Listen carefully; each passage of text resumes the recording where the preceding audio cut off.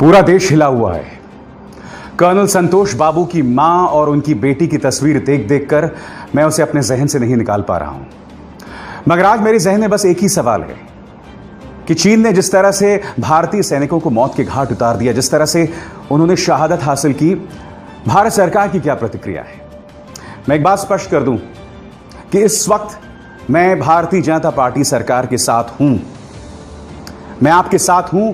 आने वाले वक्त में आप जो भी कदम उठाएंगे, देश आपके साथ है। मगर मैं एक सवाल पूछना चाहता हूं। चीन से सटी सीमा में पहली बार 45 साल में पहली बार किसी भारतीय सैनिक की मौत हुई है, और एक नहीं, दो नहीं, कम से कम 20 भारतीय सैनिकों की मौत।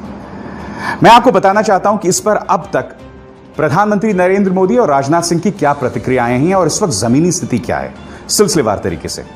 प्रधानमंत्री की जो प्रतिक्रिया मैं इस वक्त पढ़ रहा हूं ट्विटर पर, वो क्या कह रहे हैं। In order to discuss the situation in the India-China border areas, Prime Minister Narendra Modi has called for an all-party meeting at 5 p.m. on 19 June. Presidents of various political parties will take part in the virtual meeting. प्रधानमंत्री नरेंद्र मोदी का एकमात्र बयान चीन पर इस वक्त 3 बज रहे हैं मेरी घड़ी में जब मैं कार्यक्रम को रिकॉर्ड कर रहा हूं, और प्रधानमंत्री का सिर्फ यह बयान कि एक सर्वदलीय बैठक होने वाली है। 3 बजे के बाद प्रधानमंत्री नरेंद्र मोदी ने मुख्यमंत्रियों के साथ होने वाली बैठक से ठीक पहले देश को यह भरोसा जतलाया कि शहीदों का बलिदान व्यर्थ नहीं जाएगा। मगर सवाल यह कि प्रधानमंत्री के इस बयान के बावजूद रक्षा मंत्री या विदेश मंत्री इतनी नरमी क्यों दिखा रहे हैं, जो हम आपको बाद में बताएंगे।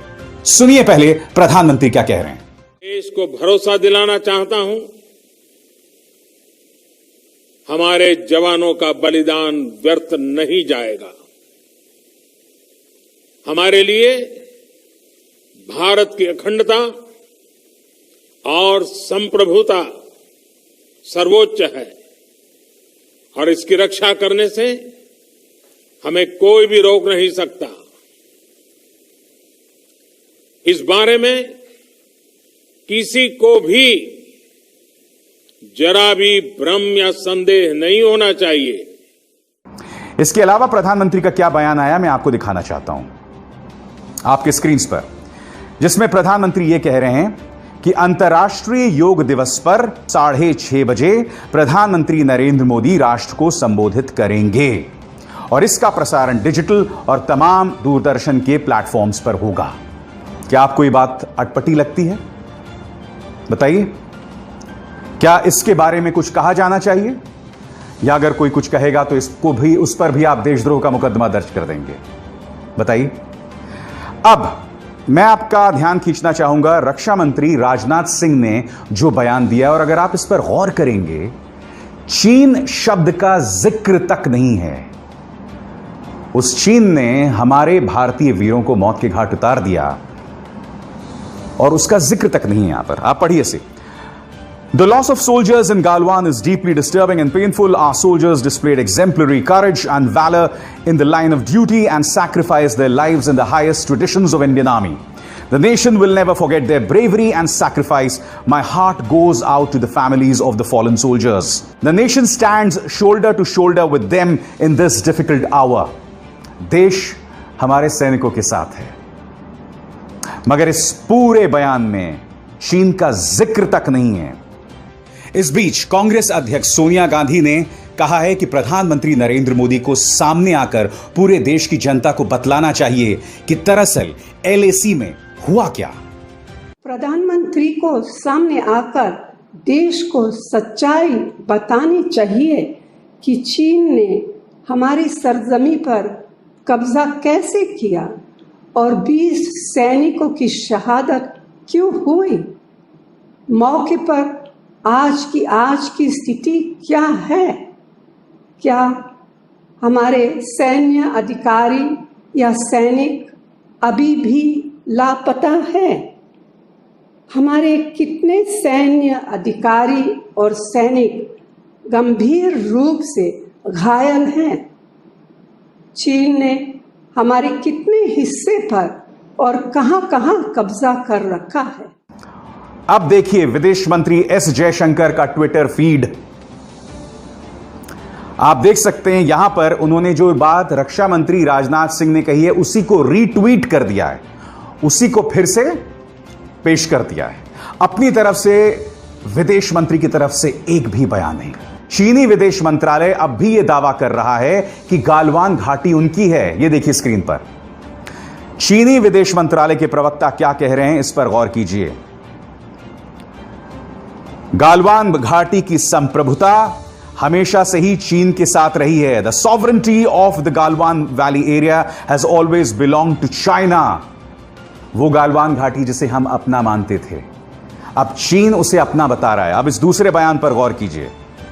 कह रहे हैं we ask India to strictly discipline its frontline troops, stop infringing and provocative activity at once, work with China and come back to the right track of resolving the differences through dialogue and talk। ये Shao Lijian जो कि चीनी विदेश मंत्रालय के प्रवक्ता हैं, उनका बयान है। उल्टा चोर कोतवाल को डांटे। लगातार चीन इस तरह के बयान दे रहा है। अब एक सवाल जो आपको खुद से पूछना चाहिए कि 45 साल बाद चीन से लगी सीमा एलएसी पर पहली बार भारतीय सैनिक मारे गए हैं, तो उस वक्त हालात क्या हैं? आपके स्क्रीन पर इंडिया टुडे के पत्रकार शिव अरूर का यह ट्वीट, यह क्या कह रहा है मैं आपको पढ़ के सुनाना चाहता हूं। Clearest view of China's huge presence in Galwan valley 24 hours after June 15 bloodshed. क्या कह रहे हैं कि 15 जून को जो रक्तपात हुआ है जिसमें हमारे सैनिक शहीद हुए, उसको लेकर उनके सामने यह वीडियो है। यह वीडियो जिस वक्त आपकी स्क्रीन पर चल रहा है दोस्तों, उसके बारे में शिव अरूर क्या बता रहे हैं कि अब तक नंबर 1 जीरो डिसएंगेजमेंट, यानी कि चीन पीछे नहीं हटा। Number 2 possibly bigger numbers since June 6 lieutenant general level talks. इसका अर्थ क्या हो रहा है, यह वीडियो में आपको लगातार दिखा रहा हूं कि 6 जून को दोनों देशों के लेफ्टिनेंट जनरल्स में मुलाकात हुई थी। उनके वहां से मेजर जनरल आए थे, हमारे लेफ्टिनेंट जनरल थे। वहां से लेकर अब तक चीन के सैनिकों की तादाद बढ़ गई है, यानी कि बातचीत से मामला हल होना चाहिए था मगर बढ़ गई है। तीसरा नंबर, चीन की अभी कोई योजना नहीं है अपने ट्रूप्स को, अपने सैनिकों को वापस ले। और चौथी बात, 15 जून को जो हमारे सैनिक शहीद हुए उसकी पहले से प्लानिंग थी। ये तमाम बातें शिव अरूर अपने ट्विटर हैंडल पर बता रहे हैं। और चीन, बेशर्म चीन जो है, उल्टा चोर कोतवाल को डांटे, कह रहा है कि भारत की गलती थी, कह रहा है गालवान घाटी पर हमारा कब्जा है। और राजनाथ सिंह जब बयान देते हैं तो इसमें चीन का जिक्र नहीं करते हैं। विदेश मंत्री पूरी तरह से खामोश बने रहते हैं। प्रधानमंत्री नरेंद्र मोदी इंटरनेशनल योगा दिवस पर राष्ट्र को संबोधित करने की बात करते हैं। एक बहुत मैं उनकी तारीफ करना चाहूंगा कि कम से कम वो अब एक सर्वदलीय बैठक करने जा रहे हैं, क्योंकि देखिए हो क्या रहा था, इस सरकार के अंतर्गत आम सहमति, राजनीतिक आम सहमति नाम की चीज पूरी तरह से खत्म हो गई थी। कम से कम अब प्रधानमंत्री तमाम राजनीतिक दलों से बात कर रहे हैं। मैं आपसे पूछना चाहता हूं, क्या देश को जानने की जरूरत नहीं है कि आखिर चीनियों ने किया क्यों? क्योंकि आपको याद होगा संसद के अंदर गृह मंत्री का बयान कि हम अक्साई चिन को नहीं भूले हैं, हम पाक के कब्जे वाले कश्मीर को नहीं भूले हैं। न्यूयॉर्क टाइम्स की यह खबर बता रही है कि चीन ने भारतीय जमीन पर कब्जा उसी बयान के बाद किया। अप्रैल से ही इनकी गतिविधियां शुरू हो गई थी। मैं ये पूछना चाहता हूं कि अगर गृह मंत्री अमित शाह ने यह बयान दिया था, और बहुत अच्छा बयान है, वाजिब बयान है, क्योंकि हमें पाकिस्तान के कब्जे वाले कश्मीर को वापस हासिल करना है, मगर जब आपने यह बयान दिया था उसके बाद आपकी क्या तैयारी थी? क्या आपने यह पहले से नहीं सोचा था कि हम ऐसा बयान दे रहे हैं और चीन जो है एलएसी पर कोई कार्रवाई कर सकता है, या उसका खमियाजा हमारे सैनिक भुगत सकते हैं? बताइए ना मुझे, क्या यह सवाल पूछना गलत है? क्योंकि मैं जो ये सवाल पूछ रहा हूं इसका सीधा ताल्लुक मेरे देश के सैनिकों से है। बताइए ना। कर्नल संतोष बाबू की बेटी, ये देखिए, यहां पर अपने पिता को श्रद्धांजलि दे रही है। क्या यह सवाल गलत है कि अगर हमने पहले से ही प्लान बना लिया होता तो इस तरह से यह बेटी अपने बाप की तस्वीर के सामने उनसे श्रद्धांजलि ना दे रही होती? या इस तरह से कर्नल संतोष बाबू की आंखों, मां की आंखों में आंसू नहीं होते? 2 मासूम बच्चे हैं। आज वाकई मेरे पास कोई शब्द नहीं है जो ये घटनाक्रम सामने उभर कर आया है। और मीडिया की तो क्या कहें, मीडिया तो उल्टा ये कह रहा है कि पेट्रोलिंग करने का काम सेना का है, सरकार का नहीं है। और अगर आईटीबीपी को हटने के बाद वहां भारतीय सेना आ गई और बावजूद उसके चाइनीज सेना ने हड़प ली जमीन, तो भारतीय सेना पर सवाल उठेंगे। यह हमारा मीडिया कह रहा है। खैर, मगर इन चीजों पर गौर करने से कोई फायदा नहीं है। हम सब इससे क्षुब्ध हैं, दुखी हैं,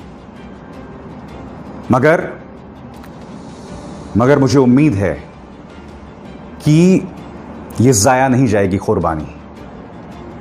मुझे उम्मीद है कि सरकार उचित कदम उठाएगी, उसे पूरा साथ मिलेगा विपक्षी दलों का, कोई गंदी राजनीति नहीं करेगा इस मुद्दे पर, कोई सैनिकों की शहादत को वोट्स के लिए इस्तेमाल नहीं करेगा। मैं ये उम्मीद करता हूं।